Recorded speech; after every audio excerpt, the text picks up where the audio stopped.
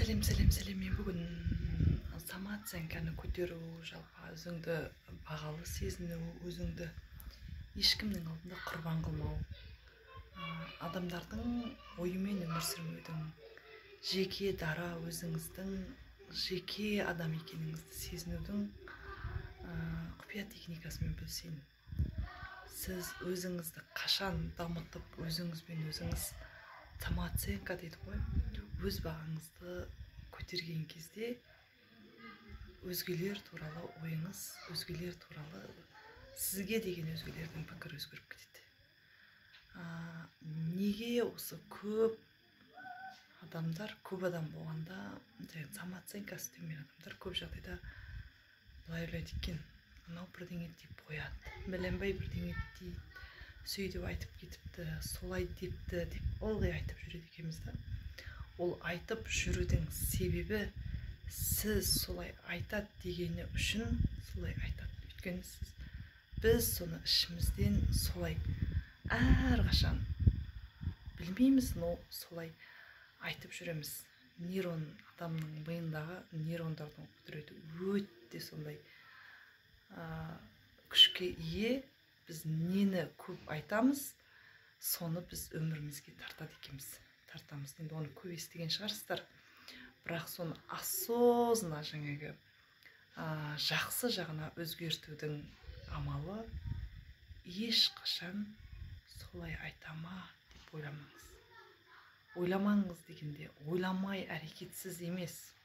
Сіз оның орнына өзіңізбен жұмыс істей бастаңыз. Өзіңізге арнаңыз уақытыңызды. Сізді жақтырмай ма, сізді менсінбей ма, ол жерге қайта бармаңыз. Есесіне өзіңізге ұнайтын бір іспен айналысыңыз. Сізді сөз қылды ма, ол жерге қайта бармаңыз. Есесіне сізді құрметтейтін, сізді жақсы көретін жерге барыңыз. Сізді көзге ілмей есіктің алдында қалдыра ма, ол жерге барып тағы өзіңіздің самооценкаңызды түсірмей, сіз өзіңіз үлгі алғыңыз келетін жерге барып, өзіңізді бір сатқа дамытыңыз.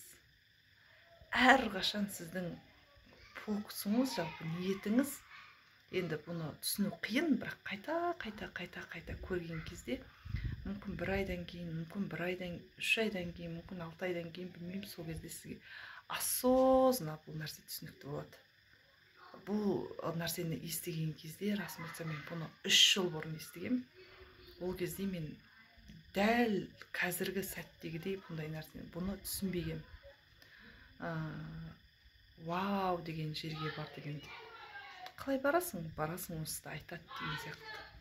Сөйтсек, біз өзіміздің нейронымызда татоба бекітіліп қалған тартылыс заңы арқылы біз аузымыздан сол шығады, тура сол жерге барамыз, айтылады, сол заңдылықты орындатамыз. Ылғи да сондай өмірде сүріп жүре береміз. Сондықтан ешқашан өзіңізді тастап жібермеңіз. Негізі өзгелер кінәлі емес, кез келген ішке біздің өзіміздің ішіміздегі өзіміздің ойларымыз өзгелердің солай әрекет жасауына түрткі болады екен. Себеп біз соны қалағаннан кейін біреу себепкер болып, біздің миымыз сол нәрсені орындату үшін сондай ситуацияларды туындатады. Сондықтан жақсы болғыңыз келсе, сізді де басқалар мақтағанын қаласаңыз, басқалардың аузында жақсы жағынан жүргіңіз келсе, басқалардың көзіне түскіңіз келсе, өзгелерді өзіңізден биік қоймай, өзіңізді өзіңізден биік қойыңыз. Сіз өзгешесіз, сіз ерекшесіз. Сізді екінші рет жасап шығу ешбір адамның қолынан келмейді. Ешбір суретшінің, ешбір архитектордың қолынан келмейді. Сіз Алла тағаланың жаратқан ең ғажайып, ең сұлу, ең кемеңгер, ең озық туындысыз.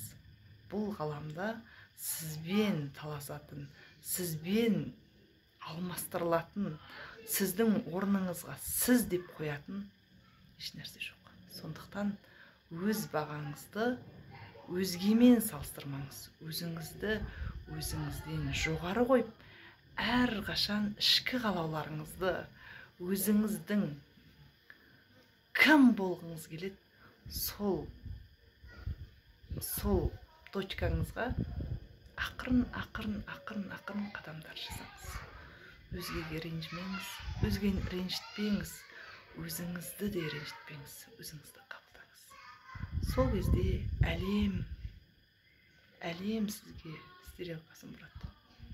Әлем сізді мойындайтын болады. Өміріңіз расымен ғажайып қайраңыз болады. Өзгелер сіздің өміріңізді жақсы жағынан талқылайтын болады. Сәттілік.